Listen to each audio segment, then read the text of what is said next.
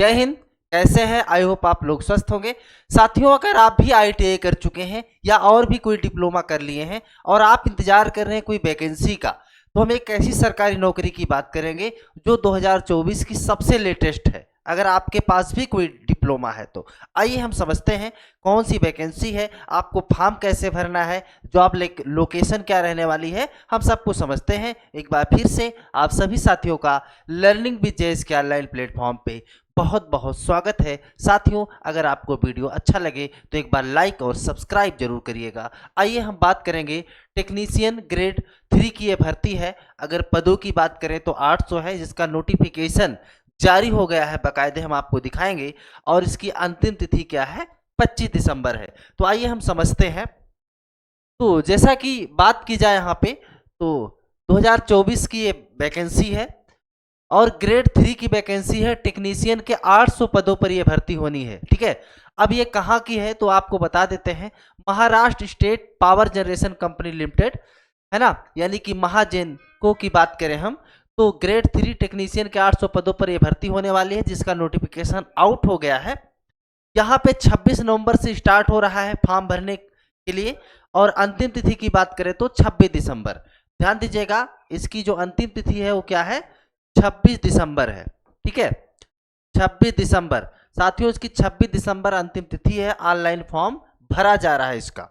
आइए कुछ इससे और महत्वपूर्ण बातें समझ लेते हैं आपके लिए जो महत्वपूर्ण है। तो यहाँ पे जैसा कि हमने आपको बता दिया, अब अगर हम बात कर ले यहाँ पे एज की, देखिए आपके पास आईटीआई होनी चाहिए या कोई और डिप्लोमा है तो आप इस फॉर्म को भर सकते हैं, सबसे पहला। दूसरा, अगर एज की बात करें तो 18 वर्ष से लेकर के 38 वर्ष, यानी 18 साल से लेकर 38 साल के बीच में है। अगर 18 से 38 के बीच में है तब आप इस फॉर्म को भर सकते हैं। तो आयु सीमा हमने आपको बता दिया।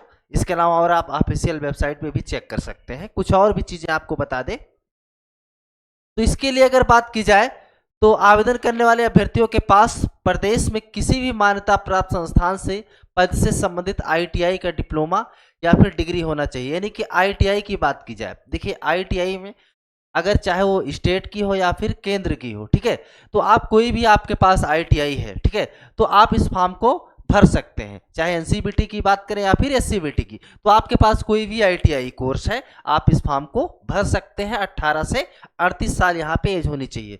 शैक्षणिक योग्यता हमने आपको बताया, Maharashtra state power generation company limited की तरफ से जारी होने वाले ऑफिशियल नोटिफिकेशन को चेक कर सकते हैं, उसी के आधार पर अपने आवेदन की प्रक्रिया को पूर्ण कर सकते हैं। साथियों, कुछ और प्रमुख चीजें अगर समझ लें यहाँ पे तो यहाँ पे साथियों अगर हम बात करें कि आपकी फीस कितने लगने वाली है इस फॉर्म को भरने के लिए, तो अगर आप सामान्य और ओबीसी श्रेणी से आते हैं तो इसके लिए जो है आपको 500 रुपये देना होगा। ठीक है, अगर आप सामान्य से हैं, जनरल से हैं, ओबीसी से हैं तो आपको 500 रुपये देना है।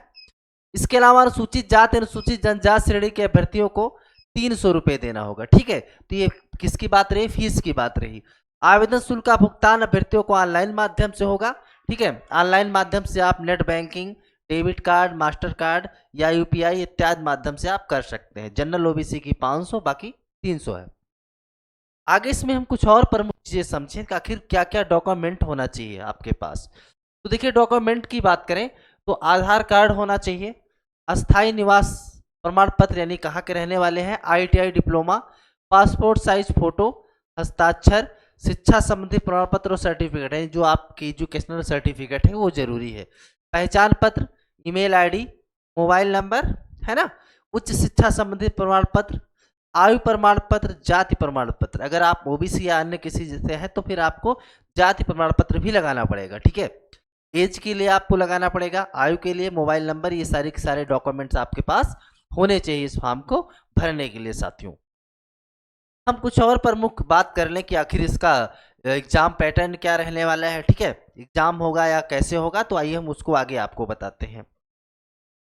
अगर हम इसमें देखें कि इसमें टेक्निशियल जो वैकेंसी है इसका सिलेक्शन क्या प्रोसेस है, तो सिलेक्शन प्रोसेस साथियों सबसे पहले आपकी लिखित परीक्षा होगी। ठीक है, आपका एग्जाम होगा, एग्जाम के बाद आपका इंटरव्यू होगा, यानी कि लिखित परीक्षा और इंटरव्यू।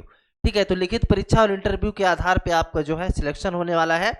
इसके बाद अगर बात की जाए तो डॉक्यूमेंट वेरिफिकेशन वो तो होगा ही, है ना, जब आप वहाँ पे लिखित परीक्षा में और इंटरव्यू में पास होंगे तो आपका डॉक्यूमेंट होगा, कहीं ऐसा तो नहीं कि फर्जी है ना। और फिर क्या होता है, मेरिट लिस्ट बनेगी और इसी के आधार पे आपका सिलेक्शन होने वाला है साथियों। तो ये वैकेंसी थी। अगर आपको कैसे फॉर्म भरना है, डिस्क्रिप्शन में हमारे टीम से हम कहेंगे कि आपको जो है लिंक प्रोवाइड करवा दें, जिससे कि आपको डायरेक्ट फॉर्म इसका मिल जाए और आप वहां जाकर के अप्लाई कर सकते हैं साथियों। तो बस ऐसे ही वीडियो इस चैनल पे हमेशा हम आपके लिए लाते रहेंगे। आपका अपना परिवार है, अगर एक बार नए हैं तो चैनल को सब्सक्राइब करिए, दोस्तों को शेयर करिए, लाइक करिए। हम बहुत जल्द आपसे अगले वीडियो में मिलते हैं। तब तक के लिए आप सभी को बहुत बहुत धन्यवाद।